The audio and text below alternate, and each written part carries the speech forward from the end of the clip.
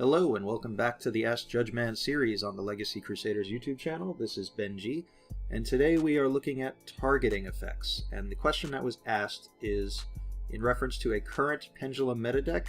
It's known as the FTK variant of the Pendulum Magician deck. The question is if Supreme King Dragon Starving Venom targets a Lyrilisk Independent Nightingale in his own graveyard, and the opposing player chains DD Crow targeting Lyrilisk Independent Nightingale, would Supreme King Dragon Starving Venom resolve its effect to copy the effect? And that's a big part of dealing with that combo, because if they do copy the effect, you tend to lose the game because you'll take some severe burn damage. So this was just an attempt to find another counter to the Pendulum FTK deck. And the answer is no, he will not gain the effect because the target was not in the graveyard at the resolution of Supreme King Dragon's effect. So targeting effects require the card to be where it was targeted at resolution. That's just how targeting cards work. Similarly, we can look at a scenario that occurs in zombie decks, that occurs in the deck I play. I play a Shiranui Ciphering deck, which will be linked up above.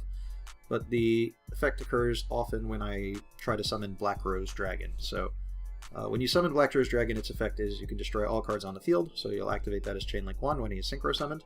Your opponent then may either activate a breakthrough skill targeting Black Rose Dragon, or an effect veiler targeting Black Rose Dragon, either of which are targeting effects that would negate the effect of Black Rose Dragon. Now, because it is a zombie deck, they tend to play cards such as Fairy Tale Snow. Now, Fairy Tale Snow has an effect that can banish cards from your hand, your field, or your graveyard to special summon itself, and that is a cost. So a common play is to use Fairy Tale Snow to banish either the Black Rose Dragon, or whatever your targeted card was that had already activated its effect in the chain, along with 6 other cards, to get it off of the field. And by doing so, the card that was removed from the field that was targeted by Breakthrough Skill or Effect Veiler is no longer on the field to be negated. That's generally how all of these targeting effects are going to be avoided, by removing a card from the location in which it was targeted. The most common one is Monster Reborn. It's a very old combo. You would play Monster Reborn targeting your opponent's monster in their graveyard, and then they would chain Call of the Haunted, removing it from the graveyard. So obviously Monster Reborn can't resolve because the target is no longer in the graveyard. That one might make a little bit more sense and be a little more obvious because the monster is on the field. But what's the difference if the monster is in the banish zone, or if the monster is added back to the hand? The reason the card doesn't resolve is because the card that it was targeting is no longer there, and that applies to all scenarios where a card is targeted.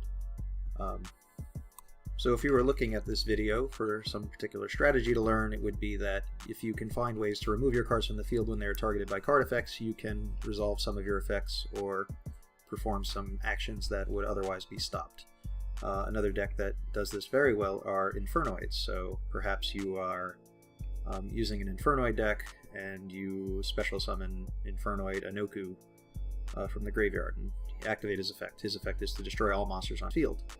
And let's say you have a Infernoid Decatron on the field as well, who's currently copied the effect of Infernoid Sajet, which is the level 6 Infernoid. His effect is to tribute 1 monster that you control to banish 1 card from your opponent's graveyard. So if you special summon Infernoid Anoku and your opponent targets Anoku with Effect Veiler as Chainlink 2, you can then activate Infernoid Sajet's effect as Chainlink 3, tributing the Anoku to remove it from the field to banish 1 card in your opponent's graveyard. The chain will resolve backwards, so the card will be banished in the graveyard. Then Effect Veiler will resolve but has no target, so it will not negate the effect of Anoku, who will then destroy all monsters on the field. Now, the following 2 things I'm going to discuss are a little bit off topic, but somewhat related to a scenario that was already mentioned, and that is using Fairy Tale Snow to get your cards off of the field for the sake of avoiding effects. One common one is to avoid skill drain. If you have a Tornado Dragon on the field and you have a Fairy Tale Snow as its Xyz material, you can activate Tornado Dragon targeting the skill drain to destroy it, but obviously it won't resolve successfully because Tornado Dragon is on the field and skill drain is currently a relevant card. Now that you have a Fairy Tale Snow in your graveyard, you can chain the effect of Fairy Tale Snow, banishing the Tornado Dragon from the field along with 6 other cards, and now Tornado Dragon is no longer in the field and therefore not affected by skill drain, because skill drain only affects cards that are face up on the field. And that is despite that cards activate and resolve in the same place. So that card did activate on the field, it did resolve on the field, but Skill Drain only affects cards that are currently face up on the field. So that is a way to use Fairy Tale Snow to dodge a continuous effect, so a little different from a targeting effect. Now, this has led to a lot of people making similar plays when it comes to playing against Bagooska, the Terribly Tired Taper.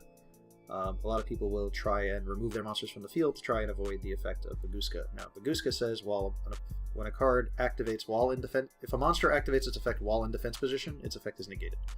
Now, because cards activate and resolve on the field, you can't dodge effects of Bagooska the same way. If you activate a monster while it's in defense, regardless of whether it left the field or not, it's still activated while it was in defense. So despite that you may have removed it from the field, you won't actually be able to dodge an effect in the same manner that you could dodge a skill drain or a targeted effect. If you have any questions or have a particular topic you want covered on the Ask Judgeman series, please leave so down in the comments below.